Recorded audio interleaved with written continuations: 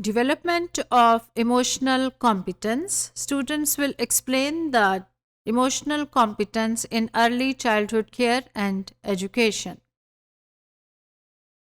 Emotional competence describes the child's ability to express his or her own emotions with complete freedom, and it is derived from emotional intelligence, which is the ability to identify emotions.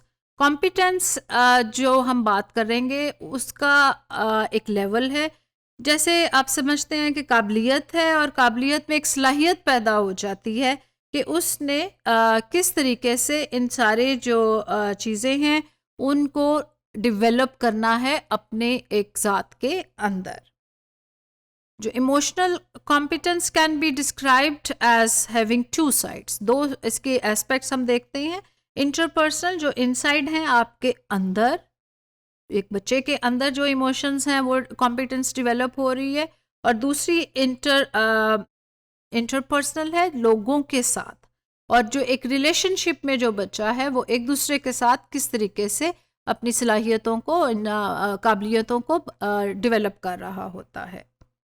Caregivers who assist children in understanding and communicating their emotions can mature important protective factor. और जो care givers हैं वो definitely एक बहुत अच्छा role play कर सकते हैं. वो इन इमोशंस की डेवलपमेंट के लिए उनकी जो कॉम्पिटेंसीज हैं उसको बड़ा स्ट्रॉन्ग वे में उसकी डेवलपमेंट में किरदार अदा कर सकते हैं.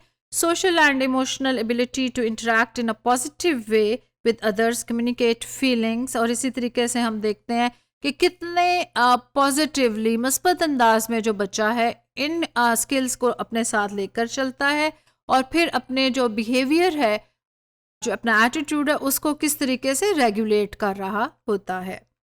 5 कॉम्पिटेंसी स्किल्स जो हैं वो हम इसमें आज डिस्कस करेंगे. इसमें देखेंगे कि इमोशनल इंटेलिजेंस आपके साथ अगर आ रही है, डेवलप हो रही है, तो वो क्या इफेक्ट दे रही है.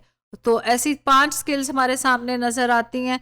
Self awareness, self regulation, self motivation, empathy, nurturing relationship. Means आप देखें कि उसको अपने बारे में खुद आगही जिसे कहते हैं सेल्फ अवेयरनेस, उसमें डेवलप हो जाएगा. अपने आप को खुद से वो चीज़ों को सेटल करेगा, जिसे हम कहते हैं कि अपने तरीके से वो उठेगा, अपनी चीज़ों को बेहतर अंदाज से काम करना सीख लेगा. और फिर सेल्फ मोटिवेशन, कि वो खुद से उसके अंदर तहरीक उठेगी कि I have to do this.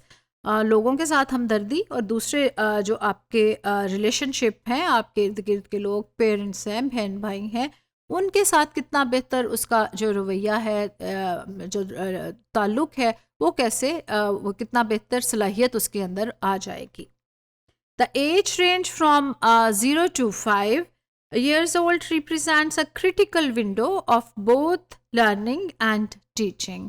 और जो अर्ली चाइल्डहुड की जो एक पूरा टाइम पीरियड है, इसमें बच्चे के लिए बेहतरीन अंदाज में ऐसे अपॉर्चुनिटीज़ आती हैं जिसमें कि वो अपनी सोशल कॉम्पिटेंसीज को बढ़ाता है और उसके अंदर इन स्किल्स को इनकलकेट किया जा सकता है.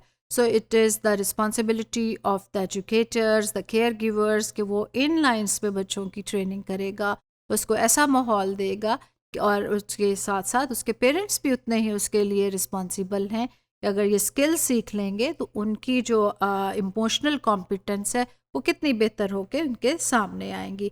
Which must involves the development of emotional competence. Young children need to develop emotional competence, and the regulation of emotions and different जो awareness है, जिस तरीके से वो लोगों को जानेगा, पहचानेगा, अपने इर्द गिर्द के माहौल के साथ एक इंटरेक्टिव वे में आएगा.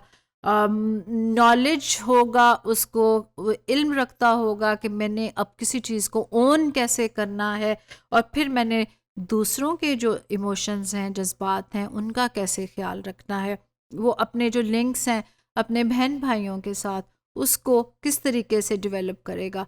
आप छोटे से बच्चे में भी देखें तो दूसरे बच्चे को बेबी समझेगा, वो अपने आप को बड़ा समझता है, और वो अफेक्शन, वो जो लव एंड केयर जो वो रिसीव कर रहा है, वो कॉम्पिटेंसीज वो दूसरे उस बच्चे जो छोटा है उससे उसकी तरफ ट्रांसफ़र कर रहा होता है।